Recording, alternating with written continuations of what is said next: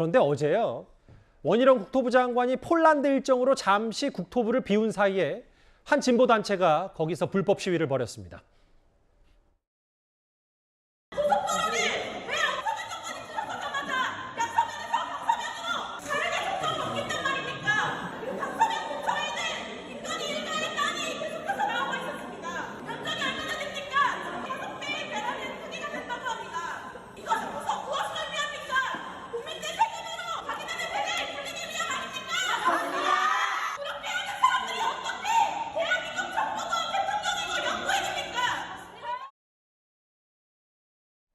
저는 저 주장의 어떤 부분이 틀렸고 맞고를 제가 얘기하지는 않겠습니다. 그건 그렇게 중요한 문제는 아닌 것 같아서. 다만 어제 일부 진보단체 대진연 여기에서 국토부 가서 저렇게 이제 눕고 불법 시위를 벌였는데 좀 어떻게 화면 보셨어요? 제가 봤을 때 주장의 내용도 되게 중요한 거죠. 맞는 말을 한다라고 하면 그나마 들어줄 수 있겠는데 제대로 맞지도 않는 저런 이야기를 아마 밖에 비가 와서 그런지 저 청사 아닌 것 같은데 저기 와가지고 저렇게 소리 지르고 이렇게 들어놓고 우리나라가 지금 그런 이야기를 할 만한 그런 수준의 나라가 됐는지 잘 모르겠고요.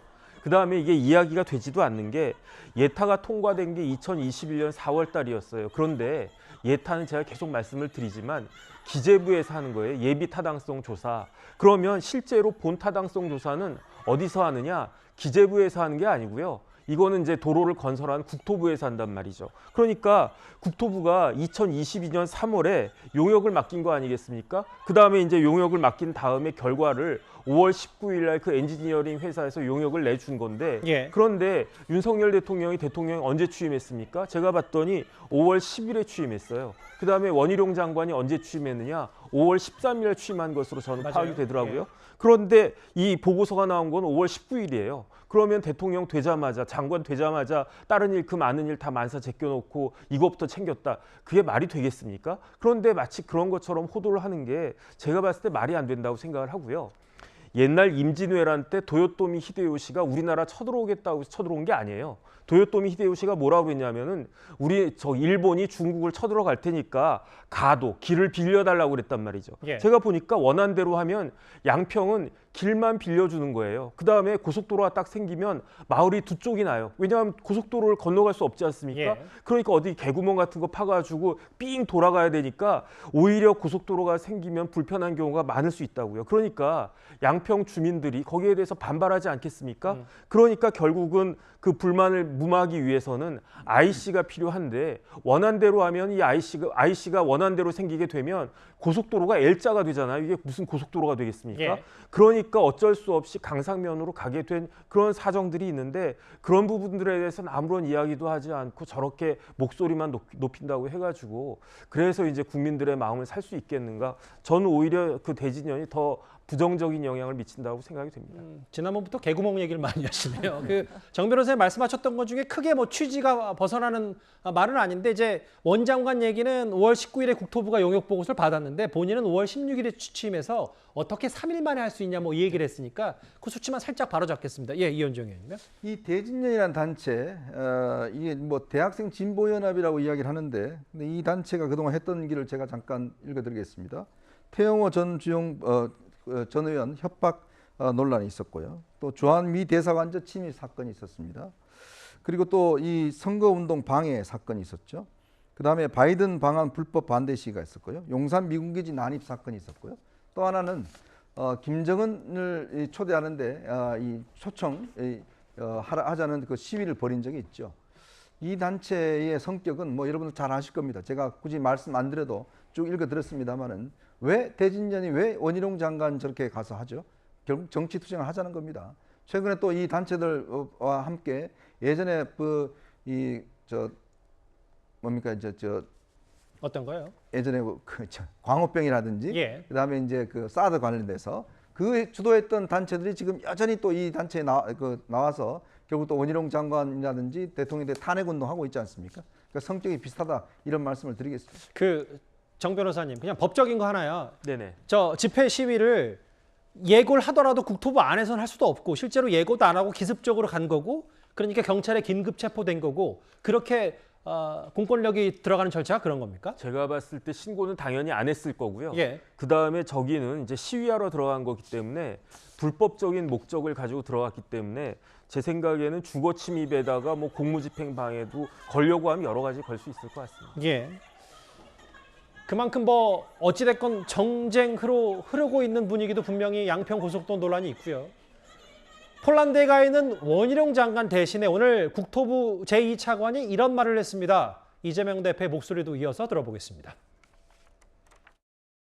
6월 말에 국회 상임위 질의가 있었습니다. 그때 질의서를 보고 원장관께서 이게 이 사실을 인지를 하게 됐던 게 맞고요. 예. 양평군 특땅에 땅의 토지 형질 변경이 불법이 아니냐 이런 이력이 있었고 원장관께서 미리 이걸 알고 있어서 이 노선 변경에 영향을 미치지 않았냐는 말씀이신데 그런 것은 있을 수가 없는 일입니다. 마이동풍, 우이독경 정보라고 하지 않을 수가 없습니다. 계속 지적하고 있지만 대통령 처가 고속도로 게이트가 점입 가경입니다. 모든 의혹과 의문의 출발점은 대통령 부부와 대통령실입니다. 국민의 의심을 지워주셔야 합니다. 국정조사를 수용하고 이 사건의 전말에 대해서 엄정한 수사가 반드시 이루어져야 합니다.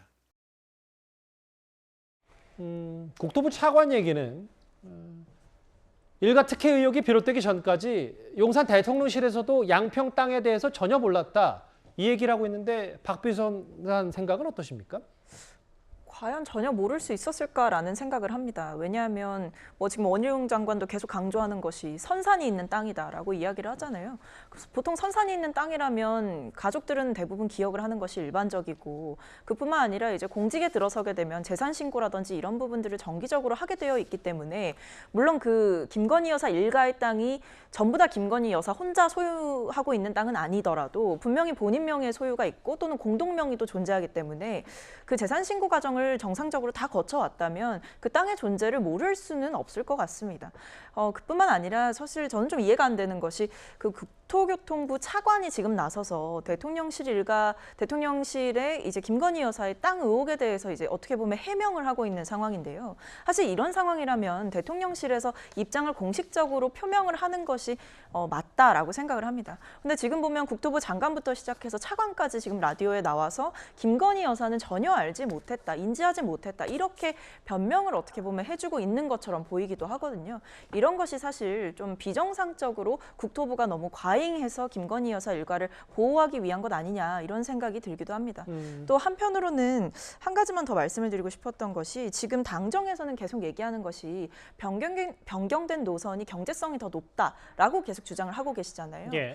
그런데 사실 이게 보면 변경된 노선안에 대해서는 비용 편익 분석이 이루어지지 않았다고 합니다. 그러니까 경제성을 입증할 만한 타당한 근거가 제시되어 있지 않음에도 불구하고 지금 도대체 무슨 근거로 비용 편익 분석도 안 한 이 노선을 갖다가 훨씬 더 경제적이다라는 주장을 되풀이하고 계신 것인지 이런 부분부터 저는 좀 투명하게 밝혀야 된다고 근데 생각합니다. 말씀하셨던 부분은 뭐 일부 보도를 인용하신 것 같은데 실제로 국토부는 저희가 뉴스탑10에서도 여러 그래픽으로 소개를 했지만 그 안에 대해서 실제로 어느 정도 비용이 들고 어떤 뭐 하천을 거치는 게 더 돈이 들고 이런 부분까지는 전반적인 가닥은 다 잡아놓은 상태이기 때문에 뭐 단순히 그 부분이 예비 타당성을 전혀 거치지 않았다고 해서 이 부분이 수정안이 어찌 보면 준비 연구가 안 됐다고 뭐 단언할 수는 없는 것 같아요. 그 부분은 저희가 좀 짚고 가도록 하고요. 이현정 의원님. 네.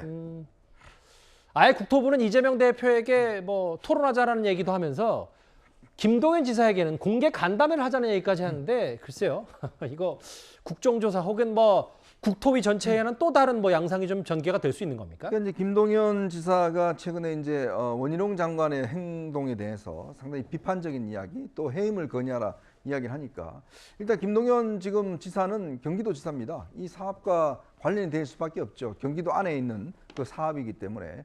자, 그런 관계에서 이제 그 전후 관계, 이 사업의 어떤 진행 이거를 건너뛰고 장관의 행동에 대해서만 이제 지적을 하니까 아마 국토교통부에 대해서는 이 문제에 대해서 이 구체적인 안에 대해서 한번 토론을 해보자. 어떻게 이루어졌는지 이 부분 관련해는 경기도도 관여되어 있기 때문에 아마 그런 제안을 한 게 아닌가 싶습니다. 알겠습니다. 일단 다음 주 월요일 그러니까 돌아오는 17일에 원희룡 장관이 참석하는 국토위 전체회의가 열리니까요. 그날이 꽤 중요할 것 같습니다.